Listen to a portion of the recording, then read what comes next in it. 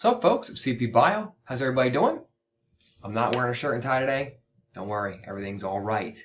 I am repping the New York Yankees, though. New sweatshirt. Bought at discount because it's last year's. It's all good, though. But that's another story. So let's get going today on patterns of inheritance, also known as non-Mendelian genetics. These are different types of crosses that have different rules, so pay attention. Your first different type of cross is called incomplete dominance. You'll notice that in dominant crosses like we used to do, the big letter was always dominant over the small letter. Well, incomplete dominance is when one allele is not dominant over the other allele. And if you look in these examples here, we've got some big A's here and we got little a's, but when we cross them, we get big A, little a, we get a blend of these two colors. So you get a blend of red and white, which gives us pink. That's in the first filial of the F1 generation. In incomplete dominance, you'll see the homozygous dominant is the dominant red color. Homozygous recessive is still the white color, but the heterozygous gives us a mix of that color. And the heterozygous is going to be the only one that's going to be different and that kind of rule breaker. Here's a real life example of incomplete dominance in something called snapdragons. It's a flower, and you'll see that they're red and white, and they produce pink, and the pink is the heterozygous. Pretty simple. All right, codominance. Codominance is my favorite because it makes this thing here called the checkered chicken. And the codominance is two alleles are dominant at the same time. So in this kind of cross, you see that it has both colors, black and white. The heterozygous genotype produces the phenotype that expresses both traits. Again, it's the heterozygous that's the rule breaker. The codominance in chickens is called the checkered chicken. So when you see this ever, you'd be like, oh, I know what that is. That's a checkered chicken. That's an example of codominance. Here's another very common example of codominance in nature, and this is in cows. No, this is not where you get chocolate milk from, so people think. Okay, that's not right.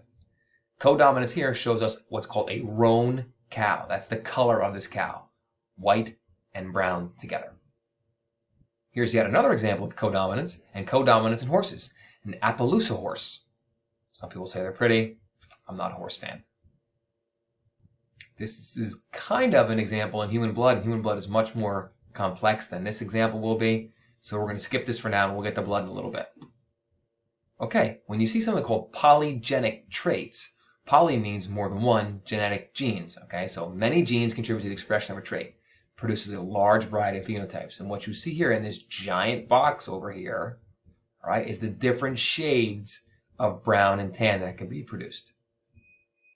Here's an example of polygenic traits in nature, in wildflowers. Look at all these different types of colors that you see here. The genes work together to give the individual's trait. This causes a large variety of different phenotypes. You can see purples, blues, yellows, reds, all in the same setting.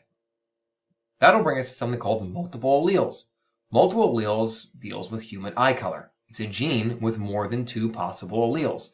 And you'll see the range in color here when you go from bright blue to trying down to about green, and then to some brown, some light brown, and then dark brown.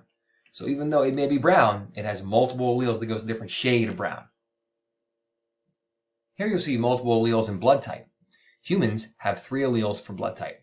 It's blood type A, there's B, and there's O, and there's AB together, which include the other two alleles which we already discussed. You inherit these alleles from your parents. If you don't know your blood type, it's okay. If you get a blood test, it's right in your paperwork, you can figure it out.